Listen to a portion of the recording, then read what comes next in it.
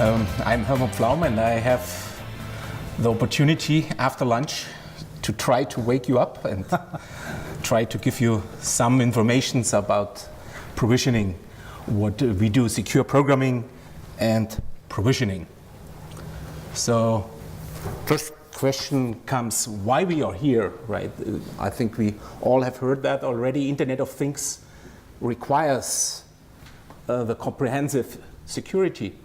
So hardware-based security, we all believe, provide the best protection compared to the normal software security. And what we see and what I felt 1.5 years ago, where I get asked by distributors which are selling semiconductors around the world, they said, well, we need to provision secure elements to inject keys, public keys, private keys, certificates, and so on. End customers need it in IoT business, in other businesses, but they are not buying directly from the semiconductor industry. Semiconductor industry is used to do millions of parts, 10 millions of parts a year supplying. They do the smart cards, very good, since a decade. Is it almost a decade or close to? So they do those provisioning for the big end customers. But with Internet of Things, where lots of small companies come around, and you never know which one is growing very fast in future, so they don't, we heard it today from Hayden, that they have requirements of provisioning parts a lower number. They start with hundreds in the first articles, thousands, maybe 10,000s, and semiconductor companies are not so interested at the beginning. So they came to us and said, well, we need, as Data.io does program, since 40 years now, 4 decades, right? Memories, microcontrollers, memories, all different kinds of, so over 10,000 different parts and algorithms.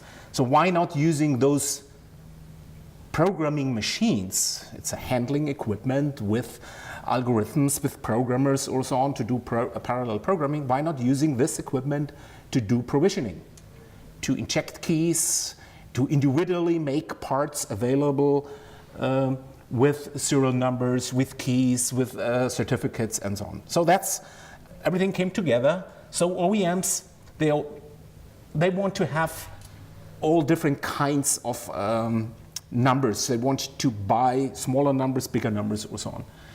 And with our Centrix, we developed then the Centrix system, partnered with Secure Things. Hayden did already show a couple things. So we developed, we added things on the HSM box, we call it Guardian, to our production equipment to be able to do this. So we have systems, which is basically a handling system. Input, you put parts on one side in rail, tube, or tray, you program them, and then you output them on the other side. So we have a Centrix system, which is based on that. It's already worldwide deployed.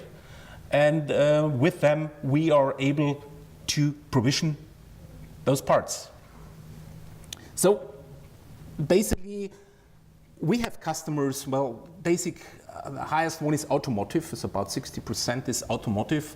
All big ones like Delphi, Continental, Panasonic, and so on, or Bosch, Visteon, they're all using this equipment to do this, to do programming. Programming the parts, you know, in the car, the GPS system, and so on, all the maps, and so on. Those are gigabytes. We are writing right now 128 gigabytes programmed, which is already in your car. If you start up, you have all the data there.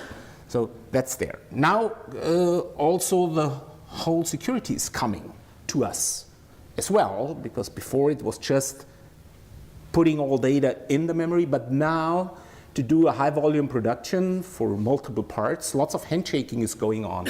Each part needs to be challenged. You have random numbers, you send them down, you try to find out, is it the correct part?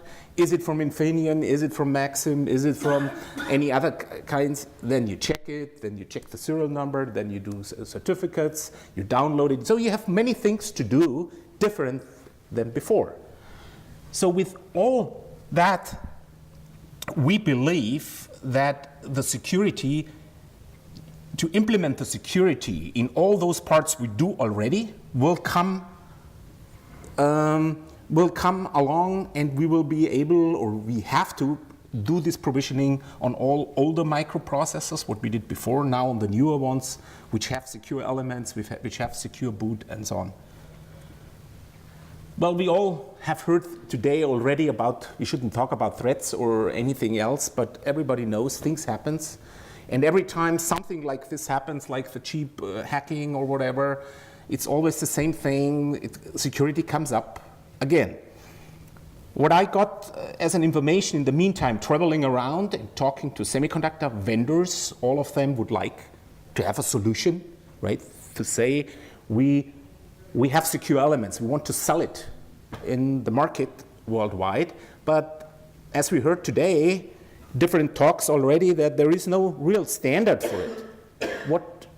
What standard should be used? How a secure element, what use cases should it support? And how big should be the secure element, and how expensive should it be, or how cheap should it be for selling? So what I experience is around, everybody's talking about secure elements, and the need is there. Like a typical secure element is in your printer cartridges or so on, where you cannot duplicate a printer cartridge anymore because everyone has a secure element in it and then checks it out. So the whole industry is waiting for it to get on one side to buy security, hardware security on one hand, and on the other hand, they need to be provisioned. So they're asking for this. So we must solve those problems. One is the security in development and manufacturing, then the security in operation, and the security during firmware updates. We have heard about updates already, which should be then done. So, but what type of security is the best? There's a big debate going on in different countries, different debates, but they all go in one hat. But let me go through this table. So the secure supply chain is software-based securities available. So that protects the firmware, but it does not protect overbuilding or something, so that in Asia they build more boards than you think, and they do something. But the hardware-based security, they protect firmware, and also if you have control over the hardware, and then you are allowed to basically define exactly how many secure elements should be built, or secure micros, then you have control over the overbuilding and also counterfeiting. Next, the root of trust.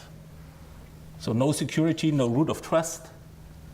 The software has no physical root of trust, right? Software can sometimes be copied. It's not so easy. With the hardware-based security, you have the basis of root of trust. So you have one part, if it's a secure part, and you can securely make a unique part with the unique keys and the certificates, you always have a root of trust. You always can, with all those applications, what we heard today, or you can look at this part, you can talk to the part and check out the root of trust. So that's basically the anchor of all applications afterwards. Once it's on the board and the root of trust is deployed, then the software is using that, and basically you can decide, is it okay, is it identified, and not. Then reading of the code, right? The software code, if you have software security, the code is readable somehow because it's software, so you can read that. And the hardware, that protects basically, if you have hardware security, so unauthorized reading of your protected code is almost impossible. It depends also a little bit on the micro, how it's manufactured and done, but it's also tamper resistant. and they're done many different things. What I've heard now already on, well, there are the microcontrollers with embedded secure elements, which are done in the semiconductor production process. But then there is even better secure elements which do everything they can that you cannot touch the part. If you have a hidden key in there, you cannot touch the key, you cannot tamper it. If you open it, there are sensors built in. I heard lately there are more than 100 sensors sometimes built in a secure element to make sure if you open it, it evaporates. All keys are gone once you touch the part or do anything with it. So it's a very good root of trust. Code analysis. Well, if you can't read the code, well, you may have some tools, you may have built some tools on software-based security to analyze that. But on hardware-based security, that code is protected, right? And it's via authentication, you basically, and it is encrypted. So true hardware-based security, we believe, is the best what you can choose if you have the choice of security, right? You have a software-based security, which is the debate in the United States right now. What is cheaper, what's better, what's faster, what should be used to make security? I have no answers for it, but we believe hardware-based security is a good foundation, the best root of trust, a good start-off to build products with software around it, which we don't do, right? But to build on it and have a good basis where you can build on your whole security. So hardware security starts with the secure element. I just mentioned it before. Secure elements are very small, tiny parts you put on a board. They get provisioned, so you inject keys and certificates, which later down the road, and you lock the part. You lock it so nobody else can change it anymore. There are different kinds of secure elements. There are blank parts, which once you know how to do it, you can provision it, what we do, basically. Then there are also the two-step provisioning, where the semiconductor vendor does some security already building in the part, but not fully. And then you have the choice down the road to do additional certificates and keys provisioning, so an end user can use those certificates and keys in their application. So that's then a unique part to the OEM, whatever you would like. So they are typically very resistant to physical tampering. So they do more than you can do on a microprocessor, on all the layers, what you do on a microprocessor. Secure element is, they all tell me that's, can I say, more secure? So it's not so easy, or it's not, you cannot tamper it. It's very secure, that's what they say. So the secure element can be standalone or integrated into a micro. You see here, it could be identification ICs like in printer, embedded, Internet of Things. It can be a trusted platform module, PCs, tablets, servers. It can be even an embedded secure element in smart cards, mobile headsets, and so on. But it could be also embedded in a microcontroller. Normally you don't embed a real secure element, but the microcontroller provides some features. It's close to be a secure element from a security point of view, but all of them are somehow called secure elements. So using secure elements in the supply chain means, well, you get blank parts, right? You see the blank parts, the element, and then you have all your, from the OEM, you have the credentials, secure credentials, like the keys, certificates, and so on. And then you have a use case. What you do, you take all that information from the OEM, and you provision the part, and then you lock the part. So once the part is locked, it's done, it's identified, you can exactly produce so many parts, whatever the OEM wants. If he wants to have 6,715 parts, you do this, you provision them, each one is unique, each one has his own identity. And then if you have provisioned that, then you can ship this around the world. That is the beauty on secure elements. That's very small, very tiny. You can produce thousands of them, and then you ship it out in the world to let your product, what you are building, to be produced with one secure element and all the other parts. So no counterfeiting. You have the secure element on the board. You can use it, and you can protect. You can even use multiple factories. That's basically does contain the security. Is basically the root of trust goes back to that one place where you do the provisioning.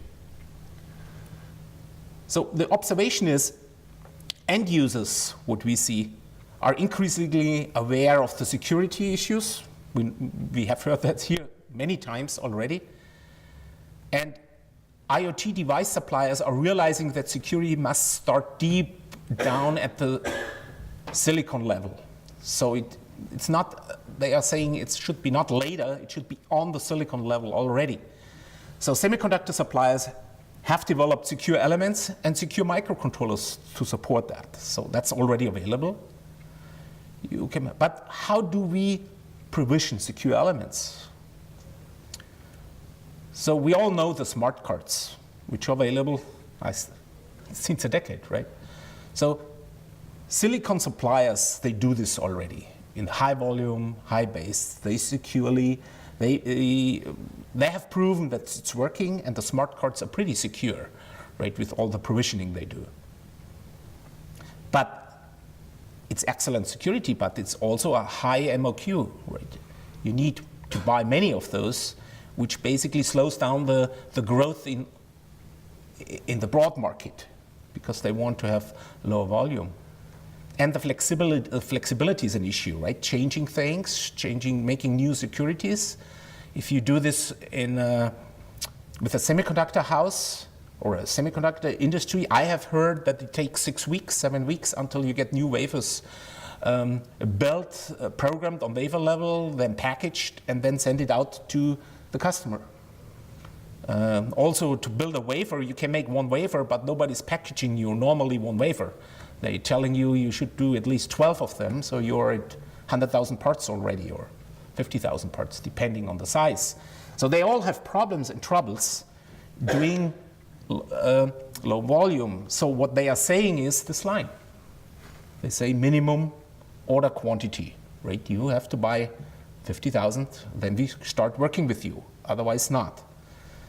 What that leaves is there is only one solution. You have to do in-system programming. If you have lower volume, semiconductor is not delivering it to you. So, but in-system programming is very weak. You build the board somewhere in China or in Asia and so on, but there you need to provide them keys to provision that. So it's not so secure, the whole thing, and it's exposed in the manufacturing environment. So what we see is that device pre-programming, so if we do the provisioning on device level, you can securely put it on your factory, or you can securely buy it from a provider like Avnet does do this, or EBB. I show you at the end a small video what they do right now. So the system allows you basically provisioning all different kinds of secure elements, or also secure micros, and so on. So it's flexible, it's fast. Customer can order 10 parts if he wants, or 2 parts. OEMs have control over it, what credentials should be in there, and they can even ramp up even to the even higher than here the minimum order quantity. So it's a flexible solution. So secure element provisioning using the Centrix platform is very easy process. Actually, it's a unprogrammed blank parts. Then we have the firmware signing and encryption. We have OEM signed certificates. Then we have the key pairs, private key, public keys. Then maybe some unique OEM device keys, more keys. Well, that depends on the secure element, how many you can store securely in their secure memory stack.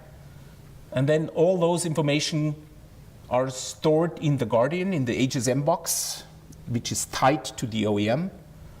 And then you provision the parts, and the end You get an amount of parts which are secured, attached with a protocol which you can send parallel or also securely to the end customer. So he can use then those secured features or identities to do later down provisioning. So the system itself is nothing else like a handling system, like every semiconductor company has. Right? You have parts at the input, they get deployed on programmers. The handshake goes with the HSM boxes, the keys, the challenges are done, and at the end, the parts coming out provisioned. All different sizes, different kinds of packages, or so on. Same is with, or a little bit more complex, is secure microcontroller provisioning. Right? Hayden did talk today already about this, but it's, well, starting with the same thing, unprogrammed blank devices. Now you have an OEM secure boot loader and OEM encrypted firmware prepared already. You have same firmware signing, firmware encryption, again, the certificate, all the keys, same thing, you load it, you program this, and at the end you get the ready programmed, now a little bit larger, the microcontrollers are bigger and so on, but in this case, the nice part in this case, you also can do the firmware, but you can also do data programming. You could do one step, and the microcontroller is completely almost finished to be used in the end application with keys and with everything. So that's just the way how that works. So the Centrix supports this area here. You can do the small numbers, right? Low volume. You can do even prototyping, if it's 1,000 parts or something, or you can ramp up then to production volume. So it's a very easy process for the OEM. So he does not need to do a lot in his environment. He can buy the root of trust part, which gives them at least the root of trust in his application. And then the only thing he needs to do is then writing the software around it, using those credentials to make the whole thing safe. But this is a different task. That's not what we provide. That's just what the customers provide. So it's a very cost-effective solution because it's a system which is used now since years and years already to program parts. So you program parts maybe 1,000 in an hour or something. So you get the high volume output, and the OEMs or the programming houses like Avnet, they started the first in, I think they claim they're the first one in the world. They do offer this provisioning services now, and they make advertisement about it, offering that services to the world. And they can do this relatively cost effective to the OEM. The OEM does not need to buy lots of equipment or do this themselves. We have seen this already today, very similar, right? That is basically the chain from the semi-supplier, the OEM, going to the programming center, then manufacturing, and then to the consumer. So we have partners already here with Infineon, Maxim, Renesas, NXP, ST Microchip, Secure Things, and IAR Systems, which you have talked today. We got already one presentation with their tools. And then we have in the programming center, in the manufacturing environment that's available, can be used now. So parts can be provisioned. OEMs can supply credentials to this programming center, or EBV is the distributor. Say we would like to have those parts provisioned with this and this credentials, and they can be delivered. The turnaround time is very quick, and so that's already available. And then the consumer can use it, can manage it, can do cloud-based usage of his security, and so on. So things are available and can be used. So the pre-provisioning is a secure manufacturing solution available now. Well, first of all, the design of the IoT system, you need to select the secure element. There are many of them on the market. They can be used. You have to develop some temporary keys and certificates. You use then the production keys, and then you can also start with first articles, produce the first set, give it to the OEM, and they can use it in their applications as they go.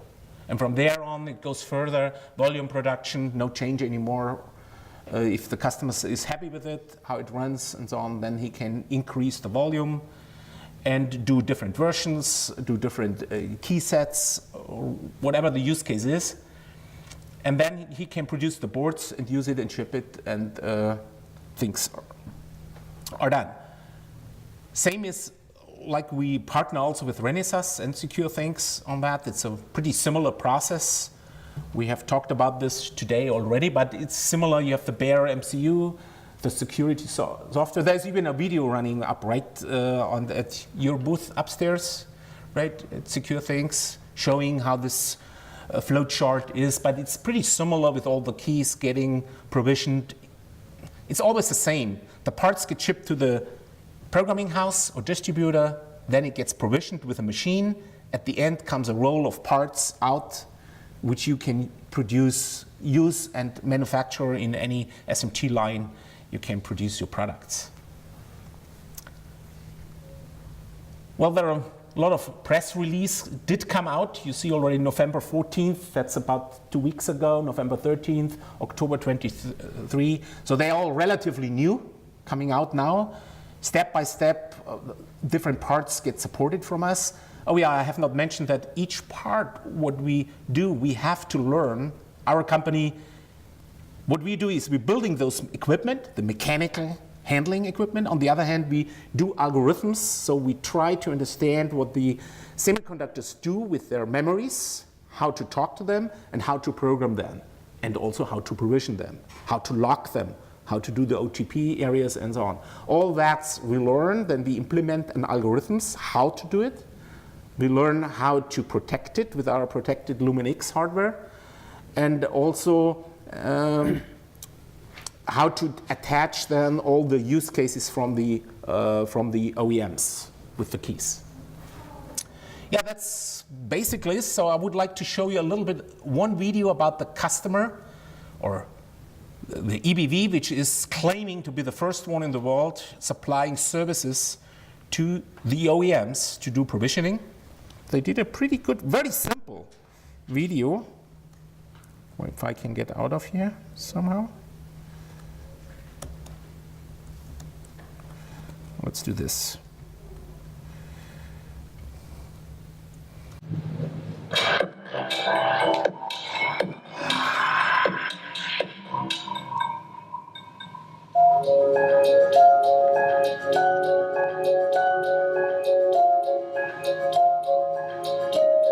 Imagine you call somebody to tell them important or confidential information.